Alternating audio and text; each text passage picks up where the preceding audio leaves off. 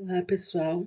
Nós vamos estar iniciando a disciplina de Informática e Sistema de Informação em Saúde. E a nossa primeira aula nós vamos abordar os conceitos básicos, né, e a evolução histórica da informática em saúde, explanando um panorama introdutório. Podemos perceber, né, através dessa figura, que a tecnologia na enfermagem ela se torna crucial para otimizar os processos, aumentar a eficiência e melhorar a qualidade da assistência aos nossos pacientes, né? Nós percebemos que acaba sendo uma ferramenta de agilidade, né, do nosso trabalho, permitindo uma maior precisão nas ações e libera tempo para que nós conseguimos nos dedicar ainda mais aos cuidados aos nossos pacientes.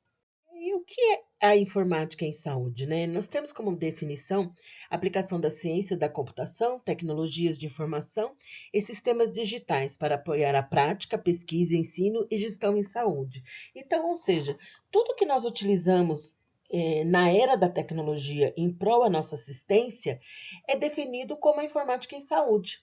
Nós temos o quê? Nós temos sistemas informatizados dentro dos hospitais, nós temos sistemas de informatizado em redes de saúde, que nós sabemos, por exemplo, quantas crianças têm nascido em determinado estado, quantas mortes têm ocorrido em determinado estado, quais doenças estão causando mais morte, e tudo isso com sistema de informação, que eu consigo ter isso de uma maneira mais ágil, para eu tomar decisões mais assertivas, né? E aí o objetivo da informática em saúde é melhorar a qualidade do atendimento, otimizar processos, como nós falamos anteriormente, ela otimiza nosso tempo. Aí eu consigo ter mais tempo para estar mais à beira do leito do paciente, né? Garantir segurança e disponibilidade de informação. A segurança é muito importante, a gente vai falar um pouquinho também depois da Lei Geral de Proteção de Dados. Hoje nós temos isso de uma maneira assim bem evidente no nosso cenário na área da saúde e da tecnologia, porque a informação está ali. Qualquer um pode ver essa informação, mas essa informação não pode ser passada para qualquer um, né? Essa informática em várias áreas, né, de atuação. Por exemplo, nós temos o prontuário eletrônico do paciente, que é o PEP, né? Hoje em dia, a maioria das instituições de saúde trabalham com prontuário eletrônico.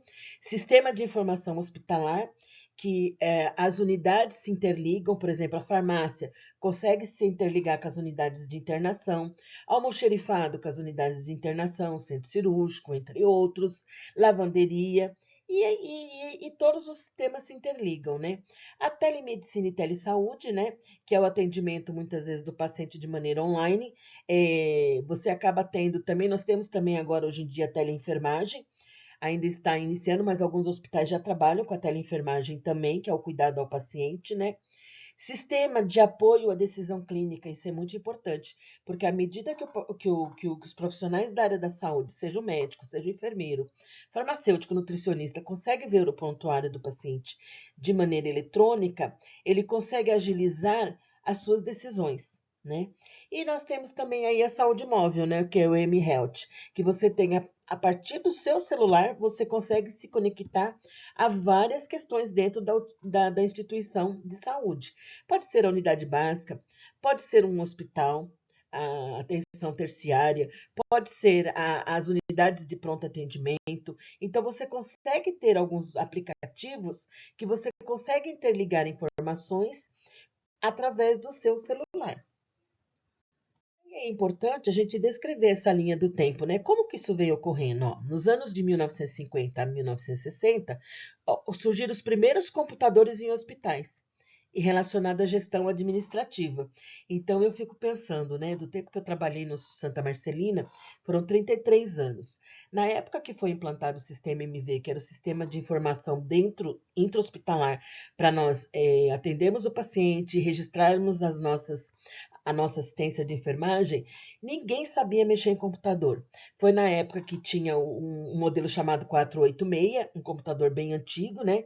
Alguns de vocês acho que nunca nem viram esse tipo de computador. E aí eu lembro que a minha gerente de enfermagem, que era a dona Odete Gazi, né? A Odete, aí como eu sempre gostei muito da questão de informação, de informática, de tecnologia. O meu primeiro computador foi um 486 eu tinha uma impressora matricial e eu aprendi a mexer no computador com MS-DOS, porque não existia o Windows ainda. Aí os comandos eram todos através do teclado e a gente gravava em disquete. Então tudo que você era uma tela preta que você digitava e você gravava em disquete, né?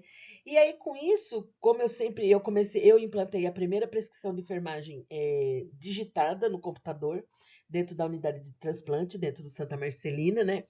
E aí ela me chamou para me treinar os funcionários. Aí o que eu tive que fazer? Eu primeiro fui ensinar o que era o computador, o que era um mouse, o que era um teclado, porque ninguém sabia mexer em nada, ninguém sabia nada de computador, nada. Então, isso foi uma questão que a gente veio do zero. E isso não foi em 1960, eu não tinha nem nascido ainda. Tudo bem que eu sou idosinha, mas em 1960 eu ainda não tinha nascido.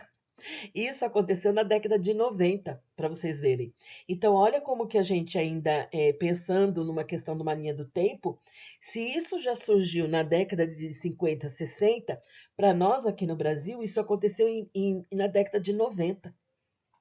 Então, e apesar que agora nós estamos estamos para a páreo, né, com outros países em relação à tecnologia, porque nós tivemos um boom muito grande em relação à tecnologia, e o nosso país, o Brasil, é o país que mais consome tecnologia.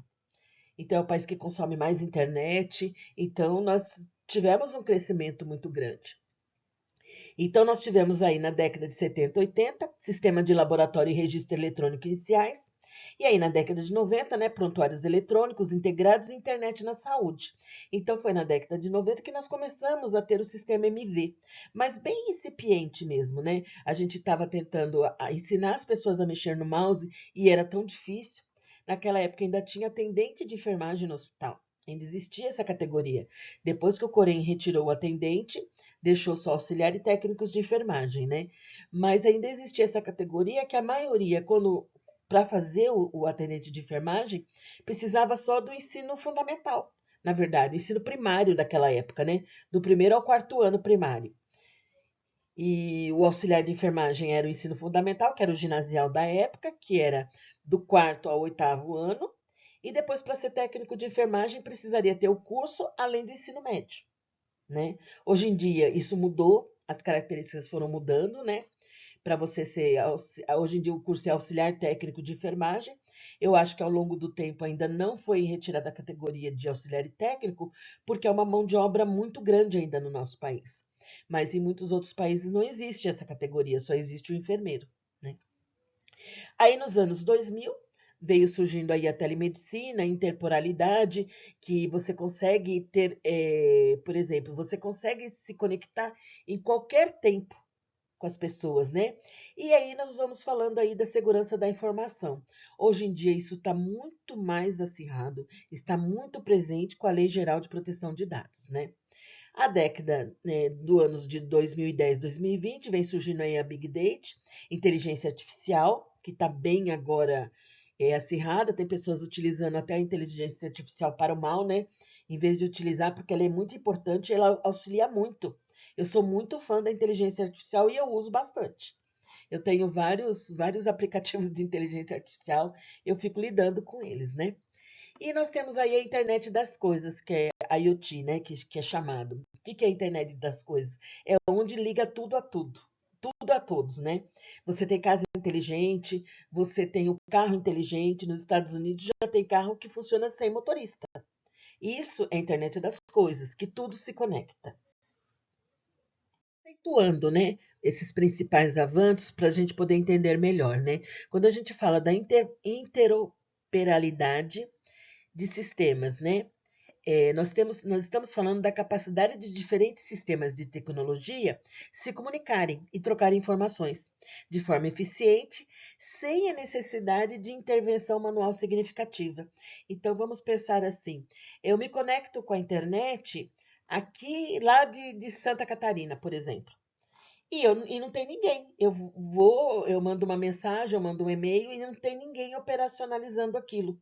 Então, é essa interoperabilidade, essas operações que fazem entre sistemas.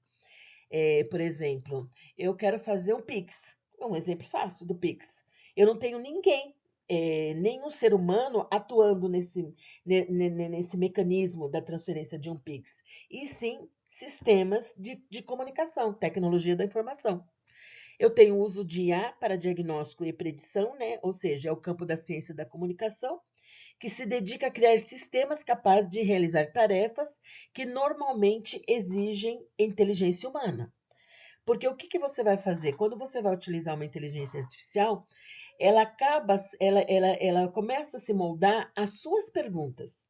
Dependendo se você entra num aplicativo de uma inteligência artificial, à medida que você vai alimentando com as suas questões, ela começa sempre a trazer questões voltadas para aquilo que você pergunta com frequência.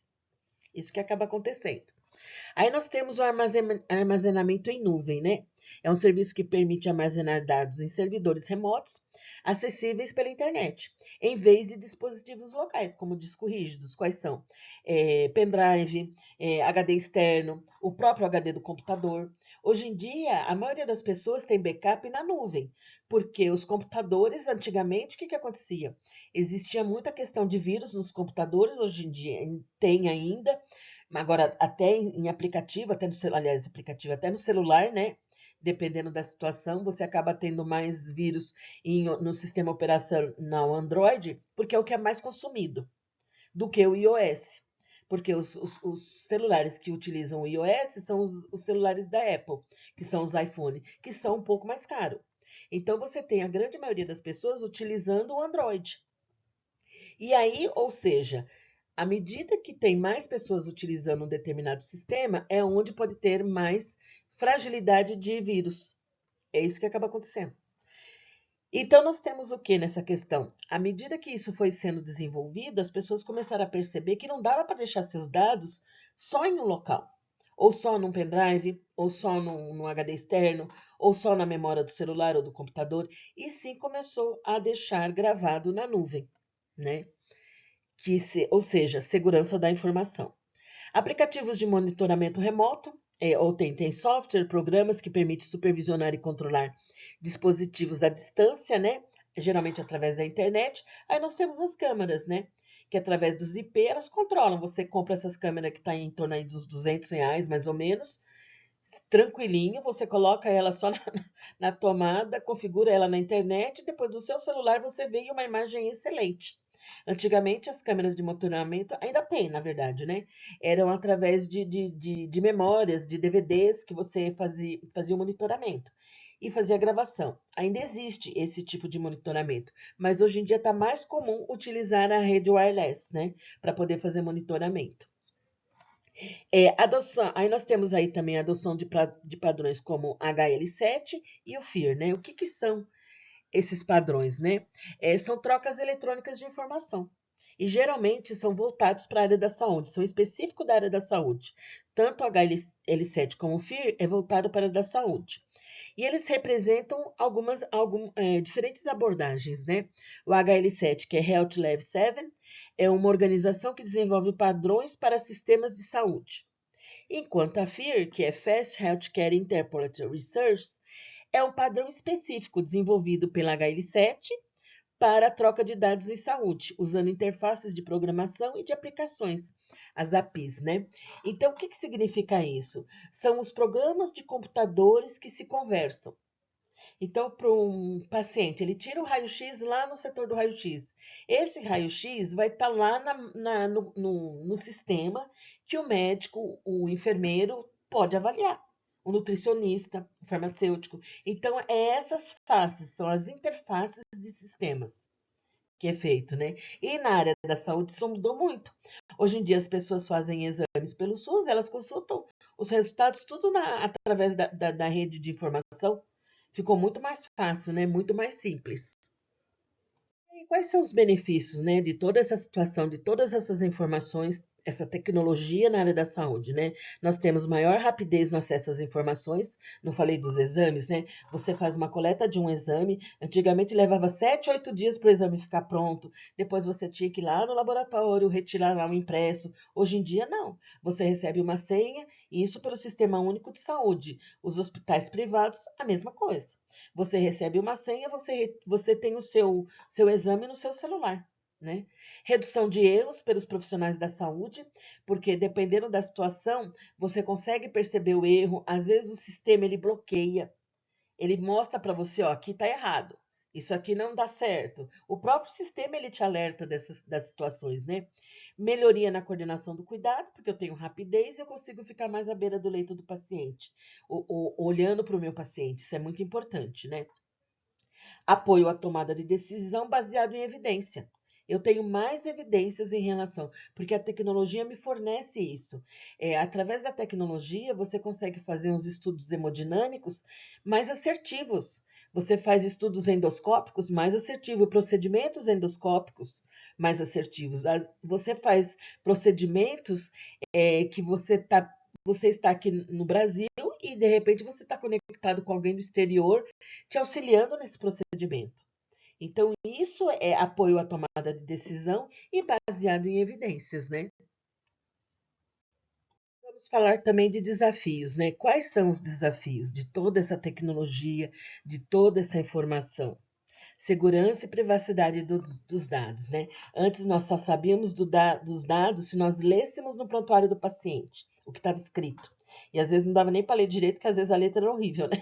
Hoje em dia não. Hoje em dia você tem a informação circulando para quem tem acesso a essa informação. E nós, enquanto profissionais da saúde, fazendo parte dessa equipe multidisciplinar, nós temos essa informação. Agora, o que eu vou fazer com essa informação? Vou sair contando aí para todo mundo essa informação? Não pode, né? Por isso que tem aí esse cadeadinho aí, a gente fala da Lei Geral de Proteção de Dados. Isso é muito importante, porque senão todo mundo passa um dado do paciente para cá e para lá. Às vezes a família quer que o diagnóstico fique reservado, às vezes quer ficar só entre a família, não quer que saia do ambiente familiar aquela situação. E muitas vezes os profissionais da saúde saem falando por aí no ônibus, em todo lugar, as questões que o paciente que vivenciou dentro do hospital junto com o paciente, né? Custos de implantação, isso é um desafio também, porque hoje em dia os profissionais que trabalham com tecnologia são profissionais caros, porque eles precisam fazer o curso. Não é só agora ligar e desligar da tomada, você tem que entender o sistema operacional. Você tem que fazer que esse sistema operacional se converse um com o outro. Como que migra um sistema? Como que é feito isso, né? Treinamento de profissionais, isso é muito importante. E a resistência à mudança, né? Toda vez que você vai implantar qualquer algo novo, tem essa questão da mudança. Como eu falei para vocês, na época que foi implantado as questões de informatização dentro do hospital, tinha muitas pessoas que não queria pegar no mouse e falava que era ruim. Eu até brincava, eu falei, engraçado, você lava a roupa onde? Você lava a roupa na mão? Onde que você lava a roupa? Aí todo mundo falava na máquina. Falei, tá, eu vou tirar a máquina de lavar da sua casa, você vai gostar? Aí todo mundo pensou. E isso não é uma tecnologia, isso não é um avanço e não beneficiou muito? Então, na década lá de 97, 98, as pessoas começaram a entender que era importante. Hoje em dia, eu duvido que você chegar dentro do hospital e não tem alguém lá doido. Quando o MV cai, quando o sistema operacional tem algum bug, acontece alguma coisa, bugou o sistema, as pessoas ficam doidas. Ai, cadê o sistema? Cadê o MV? Preciso fazer as minhas anotações e blá, blá, blá, e assim por diante, né? Então, a resistência à mudança é só no primeiro momento, porque depois as pessoas percebem que mudar é bom. A mudança sempre é crescimento. Lembrem sempre disso. Mudar não é ruim. Temos, né, como perspectivas futuras, né? Olha aí a imagenzinha, né? O nosso cérebro aí plugado em redes, muitas redes, né? Então nós temos a inteligência artificial mais avançada. Hoje, cada vez mais, a inteligência artificial ela está se moldando. Só que infelizmente tem muita gente usando a inteligência artificial para o mal. Vocês estão vendo aí na mídia esse caso que está do Felca, né? E mais o Ítalo. O que está acontecendo? Que as pessoas estão usando até a inteligência artificial para as postagens de crianças, foto de criança que às vezes as pessoas postam no Facebook ou no Instagram, em família. Aí pegam as fotos das crianças e a inteligência artificial como se removesse as roupas das crianças e utilizam para quê? Para pedofilia. Então isso é muito complicado, né? Olha como o ser humano é maléfico, né? Às vezes, né? A medicina personalizada, baseada em genoma, que isso é importante, né? É genômica, né? Então, ou seja, cada vez mais que eu sei quem é aquele indivíduo, qual é o DNA dele, eu vou saber o diagnóstico, eu vou saber um tratamento mais adequado e eu posso saber até a cura de doenças que até agora ainda nós não temos a cura. Esse é o diferencial, né? Expansão da telemedicina e dispositivos vestíveis, né? Significa o quê? Eu posso utilizar algum. Hoje em dia nós temos para diabetes, as pessoas implantam, tem uns implantes para diabetes. E isso é perspectiva futura, isso é telemedicina, é dispositivo que eu utilizo para fazer um tratamento, né? E integração total de dados de saúde, da saúde na nuvem, né? Então eu preciso ter todos esses dados armazenados de uma maneira que eles fiquem protegidos, né? Porque, como eu falei, existem as pessoas maléficas, que elas fazem mal, elas roubam dados e depois elas querem vender o dado que ela roubou para a pessoa. Em universidades, em hospitais, hospitais escolas, bancos de pesquisas clínicas, indústrias de pesquisas. Então tem muita gente, tem muitos hackers que eles invadem o sistema, roubam os dados e depois, para devolver, eles querem vender, querem ganhar dinheiro em cima disso. Acaba virando um tráfico, né, nessa situação, né?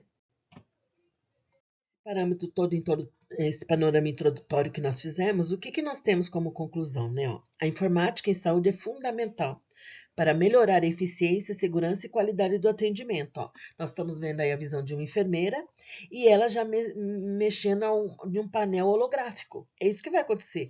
O que nós víamos antes nos filmes lá de Guerra nas Estrelas, Star Wars e aí afora, já virou uma realidade. Cada vez mais essa realidade está próximo de nós, né? A evolução acompanha o avanço das tecnologias digitais e exige o quê? Constante atualização dos profissionais. Então não dá para você pensar, eu não quero ter celular, eu não quero ter WhatsApp, mas hoje em dia não dá para viver diferente. Porque você vai ter essa questão dentro da instituição. Muitas vezes tem aplicativos internos que você tem que usar. Então você vai precisar trabalhar, você vai precisar se atualizar enquanto profissional. A tecnologia, ela não tem retrocesso, ela só tem avanço. E nós, enquanto profissionais da área da saúde, principalmente enquanto enfermeiro, gestores de equipes, gestores de unidades, gestores da saúde, nós temos que estar à frente. Nós temos que estar atualizados. Finalizamos essa nossa primeira aula, né? Espero que vocês tenham gostado. Se tiverem qualquer dúvida, pode me avisar no próprio WhatsApp mesmo, não tem problema. Além desse material gravado, eu já deixei o material teórico em PDF para vocês também, e vou deixar 4 questões que são as atividades referentes a essa unidade. Essa aula 1. Não deixem de fazer, porque lá na frente isso impacta em questões que podem não ser muito legais. Ficar de exame porque não fez atividade. Olha que chato. Então fique esperto, como eu falo sempre, tá bom, pessoal?